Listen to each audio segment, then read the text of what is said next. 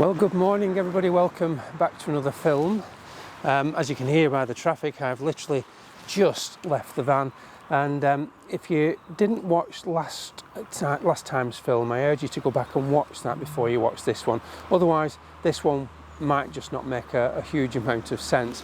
But in a nutshell, just to summarise, I'm in a wood that I came to last time, and I defined a set route that I'm going to walk several times, many times in fact, never deviating off that route, maybe 10-15 feet either side, to just see how many different images can be found along that same route when you retrace your steps time and time again, just to really prove the point that you don't need to keep travelling far and wide to find great images. I've literally just left the van. The van is probably 30 yards away, walking up the little path, not even started the route yet, and a couple of things have caught my eye. I'll just show you straight away. As I walked up this path here, I notice these buckler fern fronds here.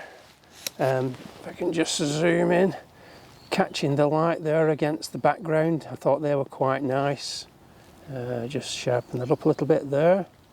That was the first thing that caught my eye. And then just over here there is a nice sycamore, fairly mature sycamore, and look at that scar on the side of the tree there. And I couldn't help but notice this banding, which is a little bit unusual, just down here, and perhaps not the best picture that I will ever take over my time as a photographer, but I am going to take a quick shot of it now and just add it to the route.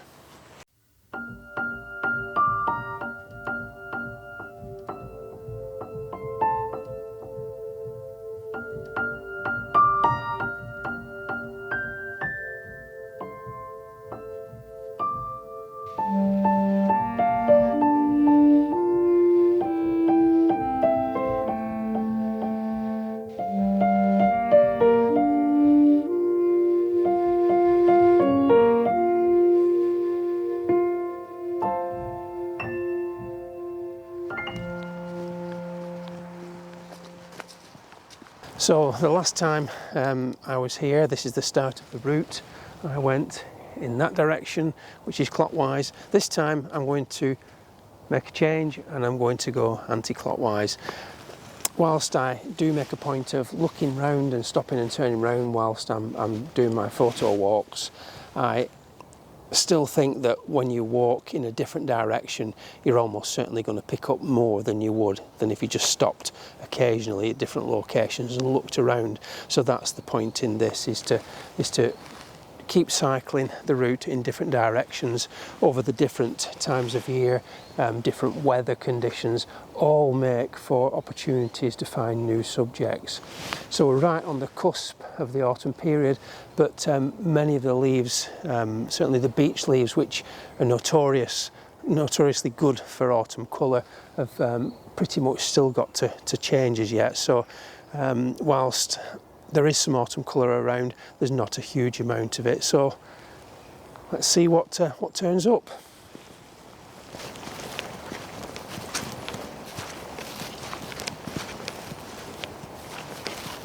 So I've walked past this tree a couple of times now, and it's a really beautiful, stunning tree.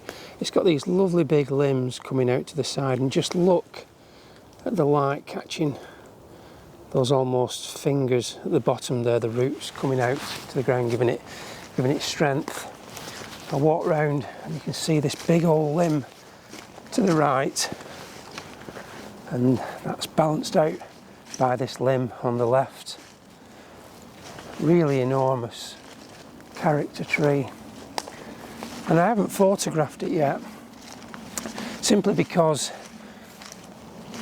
the other trees that are around it are quite close, and it's difficult to have separation from the main character and the other individuals around it. So I'm thinking that with a bit of luck, when I visit here on another occasion or at some point, I might get some fog or mist, and I'll be able to do this tree the justice that it deserves.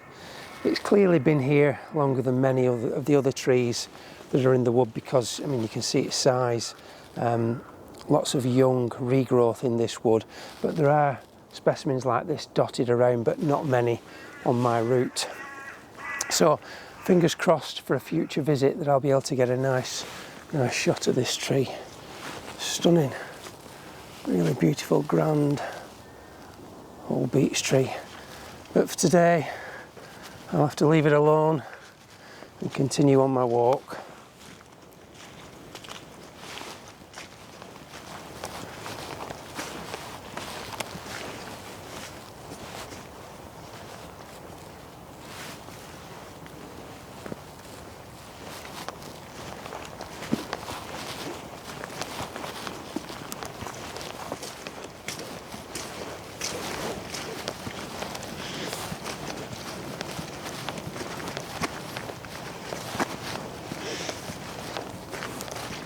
So as I did that little walkthrough just then, minding my own business, walking along my route, just been through an area where I photographed the pine needles and the leaf litter on the previous video, and walked past it. But as I was coming back to, as we do, I was coming back to collect the camera, I spotted these bracken fronds here, and there's one or two here that are really lovely, bright yellow and contrasting with the dark areas.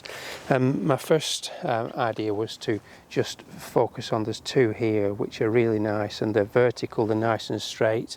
But when I got the camera up, I thought it was just a little bit too representational, and I started playing around with different angles, and I ended up with the camera in a position that I adopt quite regularly, which is underneath with the LCD screen flipped up.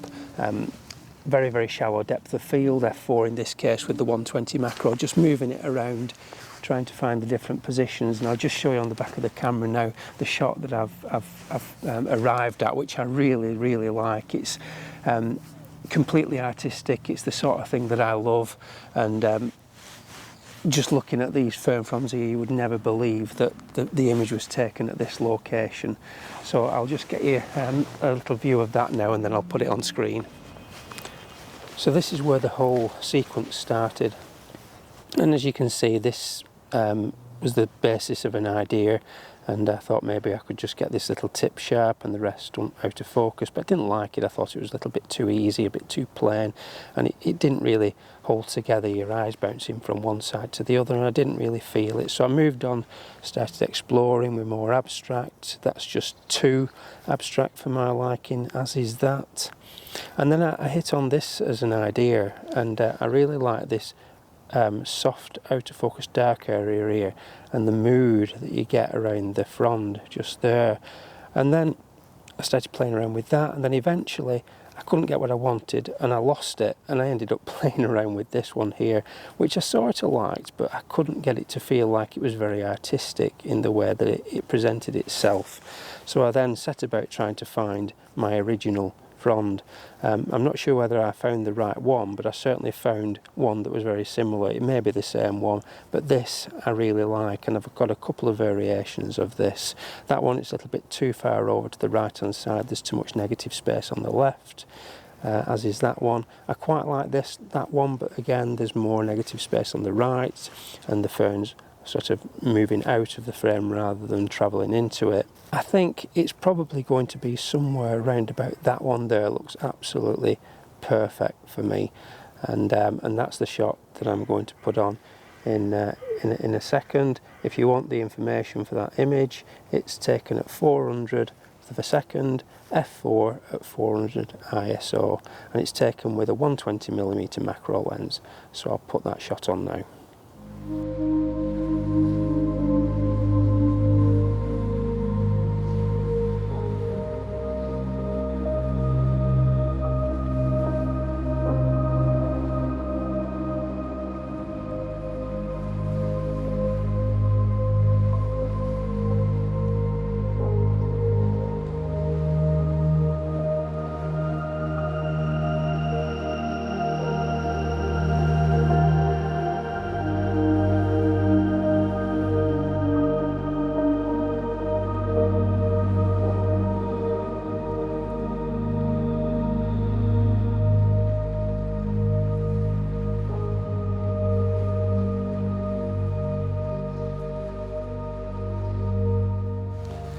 Well, I really like that, especially the bottom right hand corner. You get that lovely moody out of focus shapes that have created that sort of ethereal misty look to that bottom right corner, and that allows you to move your eye up through the left to the fern frond and into the lighter area beyond. I'm entering an area now that's predominantly rhododendron, not an easy place to photograph.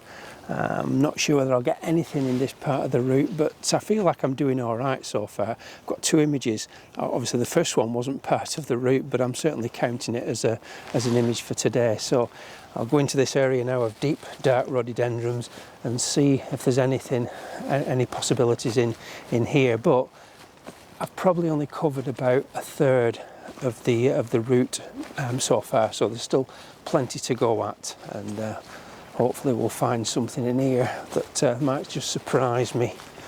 But yeah, as you can see, I'm entering into it now and the light's going, and it's pretty much, this is how it is within woodlands that have been colonised by rhododendrons. Very, very barren places indeed. Just look at that tangle of roots, and you get very, very poor, if actually no ground flora at all, just the dead leaves.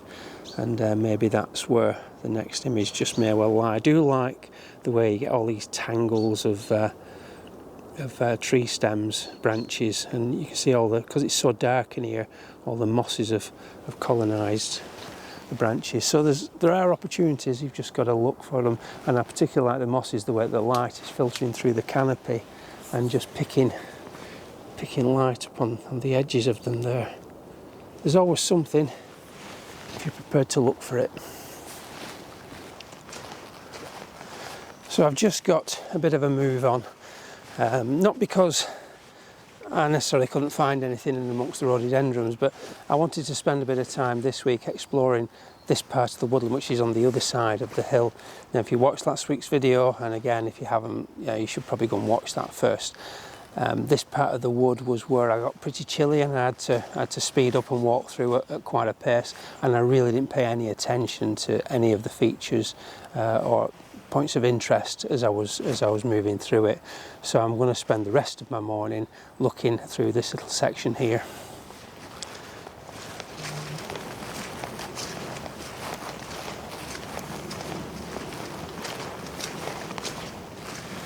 You know, building on that last shot, it made me think that I wanted to get an image today that really symbolised the autumn season, and I didn't want to just get something that was too obvious, and I really wanted something along the lines of something a bit more artistic. And it's not to everybody's taste, but like I said on the last shot, it's the sort of stuff that I really like, and I love the experimentation of photography. So similar to last time, I've got the camera up. It's a technique I use a lot, and I started off just photographing the leaves up against the sky. This is where it started, with more of a representation, and they look lovely against the sky, all nice and sharp, and all the veins of the leaves. But because I didn't want it to look too obvious, what I started to do was I deliberately overexposed, and in this instance I'm 2 stops over. So what that's done, if you think back to the last video where I showed you about how to find the composition within the tree, that if you overexpose, you see the main parts of the trunk, and you can form your composition around that and then dial in your correct exposure. Well, what's happening here is I'm using the same technique, but I'm using it because these branches are much thinner. I'm using it to blow out the branches, so you just see the shapes of the leaves. Now, I've had to be very careful finding the correct group, because some of them overlap, some of them there's too many gaps, and it can be too difficult to actually see what it is that you're looking at. And the hope is with the images that I've arranged the leaves in such a way that you can tell that they're not sharp, obviously, but in a complementary way. But I've arranged them around the frame so that they do complement one another in their placement. It's not been easy to find, and I've probably been here half an hour fiddling around trying to get what I want, but I think I finally got it. So I'll put that image on now.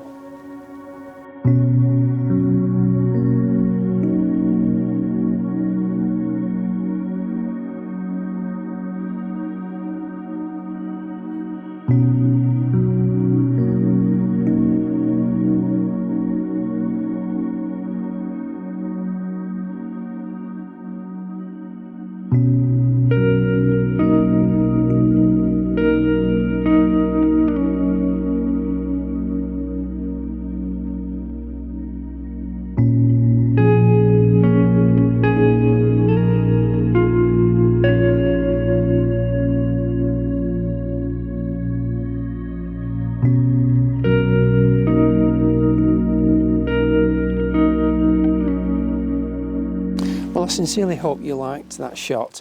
It's certainly a challenging one. Not to everybody's taste, I'm sure, but I love taking shots like that.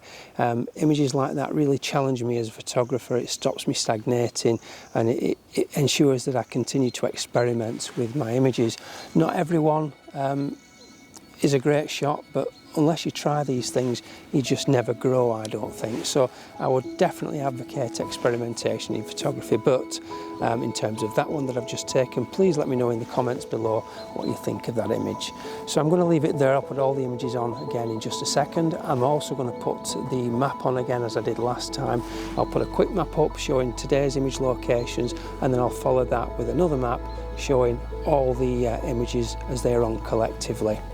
So the next time you see me, I will be in the Highlands of Scotland. I'm really looking forward to that. I've got a week-long trip up near Abermore in the coming weeks, so I will see you from that location very soon. So until then, thank you all so much for watching. I will see you in the next one. Bye for now.